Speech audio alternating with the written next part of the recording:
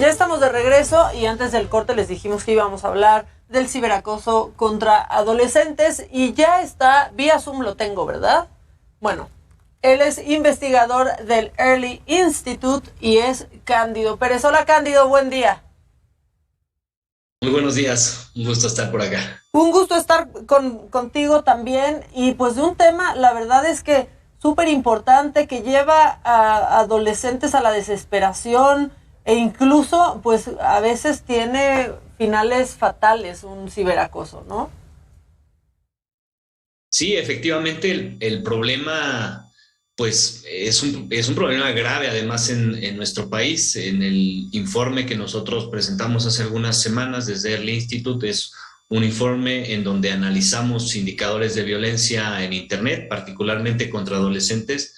Veíamos en principio que es una problemática que se presenta de manera muy importante. 1 de cada 4 adolescentes ha tenido alguna forma de ciberacoso como usuarios en Internet, por ejemplo. La verdad es que son datos bien, bien fuertes, Cándido. Aquí está nuestro especialista en tecnología que siempre nos trae datos que nos asustan con esto. Y lo cierto es que al final justo todo esto se reforzó con el tema del confinamiento, la pandemia, pero digamos, normalmente cuando se habla de todo esto se habla mucho de grooming. ¿Ustedes también detectan como quizá el caso pues que perturba más o que llama más la atención sobre todo de padres de familia? Bueno, nosotros hicimos un análisis de una encuesta que se llama Lenduti en un módulo de ciberacoso que desarrolla el INEGI. Nosotros particularmente analizamos qué es lo que estaba sucediendo de acuerdo a esos datos en la población adolescente. Y respecto a esto que comentas, una de las cosas que observamos es que son muy diversas las formas en cómo se violenta a un adolescente en Internet. Va desde, por ejemplo, una de las prácticas más comunes son los mensajes ofensivos, ¿no? Es una cuestión muy común, pero también aquellas formas de violencia que tienen algún componente sexual, como lo que comentas, el grooming, son muy importantes. El envío de contenido sexual, como videos, fotografías, o el contacto también con una identidad falsa para buscar algún tipo de contacto posterior presencial y algún tipo de propuesta, insinuación o búsqueda de algún tipo de relación sexual, ocupa también porcentajes muy importantes. Respecto a esto último, por ejemplo, en uno de cada 4, casi el 24% de los adolescentes tuvieron este tipo de problemática o de violencia, insinuación o propuesta sexual, por ejemplo. Oye, Cándido, ¿y hay maneras de prevenirlo en donde los papás sí tienen, pues, un poco ¿no? de control, como, pues, creo que en iMessage, no sé, Luisito, pues el papá puede Monitorear. no monitorear, pero autorizar con quién sí se Está puede la versión de escribir, Messenger ¿no? Kids, O sea, ¿no? está la Ok. versión en donde ellos pueden, pues, controlar y autorizar o negar el acceso a otra cuenta, ¿no? Sí, revisar con quién se está comunicando, cuáles son la cantidad de Y pueden mensajes, ver incluso etcétera. los mensajes. Podrían hacerlo, sí se podría hacer. Pero ¿cómo se Sí, puede prevenir, Cándido? sí, una cosa muy importante que hay que decir con toda claridad es que este tipo de violencia es prevenible. O sea, estamos hablando de un fenómeno que tenemos un gran margen de acción, sobre todo papás, mamás, cuidadores. Eh, una de las cosas que no funciona es la prohibición. O sea, esto ya ha sido ampliamente rebasado. La literatura de estudios que han sido enfáticos en revisar cuáles son los comportamientos más adecuados de papás, de mamás respecto a la navegación de sus hijas e hijos. No funciona la prohibición, lo que funciona y se ha visto es el acompañamiento, ¿no? Provocar que haya una comunicación lo más abierta posible, por ejemplo, y dar cierto acompañamiento en donde haya una idea clara de parte de los papás y mamás de qué es lo que están haciendo sus hijos o hijas en Internet. Nosotros desde Alumbra, que es una iniciativa de Early Institute, en donde generamos a partir con un montón de organizaciones en México, más de 50 contenidos de prevención, propuestas para mejorar esta situación en el país, hicimos o damos a conocer 5 pasos que nos parecen clave para sobre todo papás y mamás, en este énfasis de prevenir los tipos de violencia. El primer paso de esos 5 es conoce y habla de los riesgos que existen en Internet con tus hijos, porque desgraciadamente a veces se navega de manera muy ignorante y no se conoce que existen riesgos. Y el segundo paso es mantenerse involucrado en ese mundo digital. Hay muchos papás que son absolutamente desconocedores de lo que ocurre en el mundo digital, cosa que no ocurriría así en el mundo fuera de Internet. Y también como tercer paso, conocer con quienes se conectan. En muchos de los casos, no solamente a través de una plataforma, por ejemplo, hay muchas posibilidades, los propios videojuegos, hay diferentes redes sociales, sitios de internet, son muchas posibilidades en donde ellos pueden tener un contacto con otra persona y es importante que los papás lo conozcan. Y también algo muy importante, como cuarto paso es activar los controles de privacidad y seguridad. Prácticamente todas las plataformas tienen eso establecido, para que cuando ocurra también y posteriormente como quinto paso que hay alguna forma de vulneración o se detecta que el hijo o la hija ha sido contactado con una persona que no es su identidad o que puede ser una persona adulta y ellos piensan que es una persona de su misma edad, hay que bloquear y reportar esa conducta. Ahora, yo pensaría que la manera de prevenir, ¿no? Que en Instagram o en Facebook pase esto, o sea, en plataformas que realmente no tienen un control claro con esto, pues la solución es simplemente que no tengan esas redes, ¿no? No tratar de, como papás, pues acoplarlas a los niños. Ni de brincar edades. Y de brincar edades, claro. Porque de pronto los mismos padres le ponen ahí más años a su hijo para que pueda tener una cuenta de Instagram, o peor aún, hay algunos que son hasta niños chiquitos y que los papás les hacen su cuenta desde chiquitos, ¿no? O que tengan ellos el control absoluto de la cuenta. Claro. Sí, claro, ahí hay que tomar en cuenta que desde incluso las propias plataformas, dependiendo la red social en este caso, generalmente son 12 o 13 años la edad mínima para tener una cuenta. Si el papá o la mamá está infringiendo ya de entrada esa medida que se establece, que a veces es muy fácil, vulnerable, evidentemente, pues el primer paso que se está dando es un paso totalmente erróneo, porque a veces los papás o las mamás creen que hacen eso en el entendido de que pueden controlar. Una vez que se habilitó la cuenta, ellos pueden controlar los accesos y más, pero la verdad es que también la experiencia desde nosotros en Early Institute nos dice que los niños y niñas aprenden mucho más rápido que los papás y es muy fácil que vulneren con toda facilidad la vigilancia que se pueda establecer a través de ellos. Entonces, bueno, el primer paso evidentemente es al menos tratar de establecer una edad mínima que, como decía, dependiendo de la red social puede ser 12 o 13 años. Oye, Cándido, a mí estuve leyendo el reporte y algo que me impresionó es un dato que ustedes ponen acá y dice aquí, si bien gran parte de los ciberacosos son realizados por personas que las víctimas desconocen, pues usurpador digital, existen también diversos ciberacosos que vienen de amigos, amigas, compañeros u otro tipo de conocidos. ¿Esto es un modus operandi que viene quizá de un bullying de la escuela y que se traduce a medios digitales? ¿O qué detectan ustedes al respecto?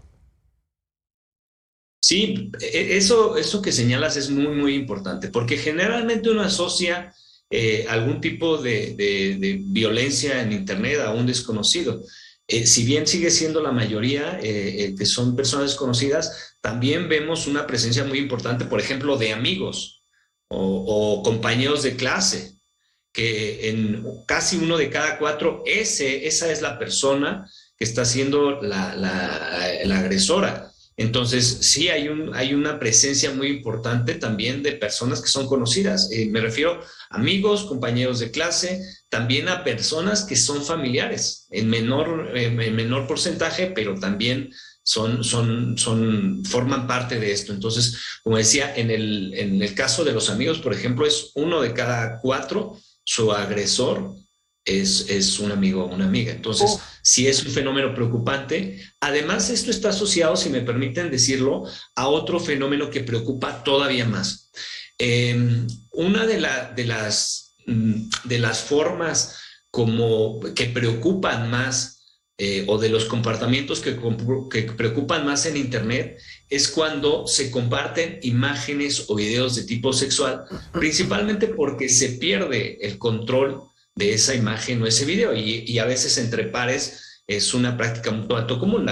Por ejemplo, el fenómeno muy comúnmente conocido por adultos de sexting. Entre los adolescentes particularmente, eso se puede convertir con toda facilidad en una forma de violencia, porque cuando hay alguna pelea o alguna diferencia o demás, se cuenta con algún material que puede fácilmente vulnerar a la otra persona. Entonces, una de las cosas que hemos visto con mayor preocupación desde el instituto es el crecimiento tan importante que hay en Internet de videos y de imágenes o fotografías que son autoproducidos. Es decir, donde había en principio una confianza de la persona a quien se le compartió, pero se perdió absolutamente el control y esa persona puede fácilmente convertirse en un agresor o agresora. Hola Cándido, buenos días. Yo creo que una parte muy difícil de estos temas de ciberacoso es esta parte del anonimato, ¿no? Esta cobardía del acosador, que realmente pues no le podemos poner una cara al agresor. Entonces, ¿hasta dónde se puede llegar denunciando a una de estas personas para realmente identificarlo y que pues la ley haga lo que tenga que hacer con estos agresores? Mira, afortunadamente cada vez se están mejorando las maneras como puede tanto reportarse, pero también dar seguimiento a alguna denuncia, a algún reporte. Lo primero que hay que decir es que, y esto también lo vimos en el informe, es que solamente el 1% de casos de ciberacoso se están denunciando. Es decir, prácticamente no se denuncia nada. No es nada. Prácticamente nada. Y ahí me estoy refiriendo a algún tipo de reporte a un ministerio público, a alguna policía o algún tipo de autoridad. Lo que típicamente hacen los adolescentes es bloquear a la persona, en el caso sobre todo de algún tipo de red social, lo cual es bueno, pero desgraciadamente no evita que otros u otras adolescentes estén siendo o puedan ser también víctimas de esta persona. Entonces, una de las cosas que nosotros estamos haciendo más énfasis es precisamente la necesidad de reportar esto. Y si me permiten ahí comentarlo, se están creando desde la sociedad civil diferentes plataformas como Te Protejo México, que es una plataforma que permite hacer un reporte y ellos son quienes dan el seguimiento con la autoridad. Aquí hay que recordar que hay dos cosas muy importantes una vez que se genera ese reporte. Una, que se busque a ese agresor, por un lado, y por otro lado, se baje el material si es que se generó algún tipo de material que violente a un adolescente. ¿Por qué? Porque en muchos de los casos hay una imagen de por medio, hay un video de por medio, eso se vuelve a veces también parte de seguir agrediendo a la persona, de seguir de alguna forma buscando que se genere todavía más información o más contenidos que puedan ser usados por el agresor. Entonces, este tipo de plataformas lo que estamos buscando es que, si bien por una parte la denuncia es un porcentaje prácticamente de cero, pues que a través de otras plataformas podamos como ciudadanos tener la confianza de que algo se puede hacer. Como decías, a veces por perfiles falsos es más difícil, pero la verdad es que todos en Internet dejamos algún tipo de rastro. Oye, Cándido. Entonces, es posible dar ese seguimiento, sí. Hola, Cándido, ¿cómo estás? Daniel. Estamos hablando lo que sería de la segunda etapa, pero el primer paso en el que justamente ahorita que hablabas de los adolescentes, en la que se ha vuelto muy sencillo agarrar el teléfono, la cámara, tomo la fotografía y la mando, que desde ahí como que no están entendiendo que si nadie pidió nada, pues no tienes por qué estar haciendo esas situaciones y que no lo terminan de ver como algo malo. Sí, totalmente. Desgraciadamente, a veces también creo que como adultos no hemos hecho el suficiente énfasis. Hace un momento hacía énfasis, por ejemplo, el fenómeno de sexting, que entre adultos es un fenómeno bastante común.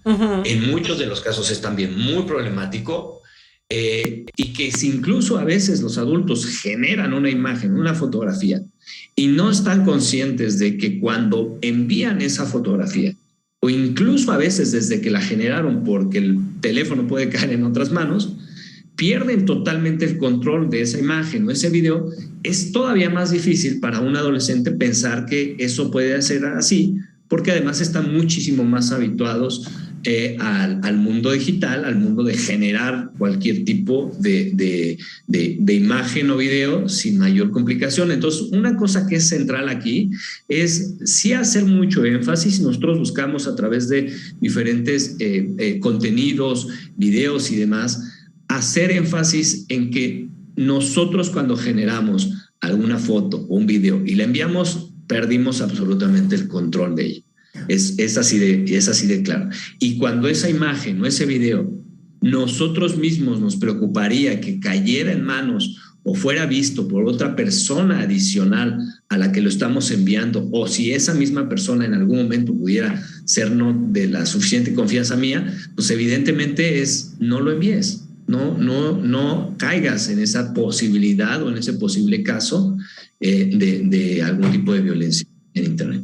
Oye, Cándido, nos dicen aquí que por pandemia, por ejemplo, nos lo están poniendo en el chat de YouTube, que por pandemia, pues a muchos niños se les tuvo que abrir una cuenta de correo, ¿no? Para poder entrar a Google Meet y demás, y que ahí también pueden ser vulnerados los niños.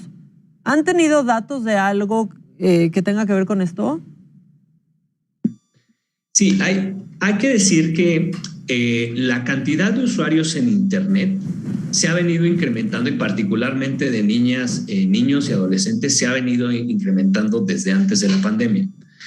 Es claro que la pandemia, por precisamente fenómenos como esto que comentas o necesidades como esto que comentas, Carlos, se incrementó la cantidad de usuarios y de uso de dispositivos y por lo tanto de acceso a Internet. Eso es un hecho. En los datos que nosotros revisamos, vimos que no hubo un incremento en el número o en las tasas de ciberacoso. Eso no quiere decir que hasta ahí llega, porque a veces en estos fenómenos las repercusiones pueden venir en los siguientes años. Entonces, lo que nosotros vemos hasta este momento es que, la cantidad de niños, niñas y adolescentes va a seguir creciendo. La pandemia aceleró ese fenómeno y, por lo tanto, la exposición de estos niños y niñas es evidentemente mucho mayor. A veces por razones escolares, pero también a veces porque, pues, cuando ellos tienen acceso a un dispositivo, en muchos de los casos hay la posibilidad de que también se quiera o se desee hacer algún otro tipo de uso. En todo esto, la clave y lo que nos dice la evidencia científica de la diferencia entre un niño que es vulnerado y otro que no lo es el acompañamiento de los papás y las mamás. Solamente para contribuir a lo que está mencionando Cándido y sobre todo para la gente que nos ha escrito en el chat, sí es posible que como adulto puedas controlar una cuenta de correo electrónico si es de un niño. Y de hecho la cuenta se configura de manera distinta. Tú autorizas a qué pueden entrar, qué pueden hacer. Tanto Microsoft como Google, que son las más seguras, lo permiten. Pero sí es abrirles un mundo antes de tiempo, ¿no? Sí, que sí, ha pasado no, con esta porque pandemia. al final, justo con estos filtros, permites tener tú el control de qué está llegando, ¿no? Eso es parte como importante. También, por ejemplo, acá están preguntando de Roblox. Ya hablamos justo correo electrónico, hablamos de redes sociales, pero mi duda era si ustedes tenían también algún tipo de dato con respecto a en qué plataformas pues son más vulnerados los adolescentes, sobre todo un poco para que la gente que nos esté viendo pues pueda también tomarlo en cuenta para pues también tomar sus medidas. Mira, la respuesta más clara ahí es la cantidad, la plataforma de donde se están recibiendo más reportes es de Facebook. Ese es el dato que nosotros tenemos. De hecho, la Guardia Nacional, a través de la Policía Cibernética, que tiene una unidad específica de esto, es de donde más se han recibido. Ahora, también hay que decir que hay algunas plataformas cuyo crecimiento está siendo muy acelerado. Por ejemplo, el caso de TikTok. Es una plataforma que está robando muchos usuarios o está trayendo muchos usuarios a su plataforma, y también, aunque no hay en este caso quizás la suficiente cantidad de reportes en ese tipo de plataformas, es muy importante el seguimiento, porque seguramente esto va a ir cambiando los siguientes años. Cándido, ¿cuál sería tu recomendación o tu consejo para un adolescente que probablemente nos esté viendo, que ya está siendo acosado y ya pues es víctima, ¿no?, de acoso, y que de pronto quizá ya cayó en el juego, mandó alguna foto, ¿no?, y se siente amenazado, o la persona que lo está acosando lo amenazó de publicar estas fotos si es que va a denunciar o es que va y le cuenta a sus papás que lo están acosando? Lo más importante es bloquear a la persona si se está dando ese tipo de ciberacoso a través de algún tipo de red social. Lo segundo es reportar. Cualquier adolescente tiene inclusive el derecho de reportar esa situación. Nosotros hacemos énfasis a esta plataforma que comentaba, se llama Te Protejo México, está en la dirección electrónica teprotejomexico.org.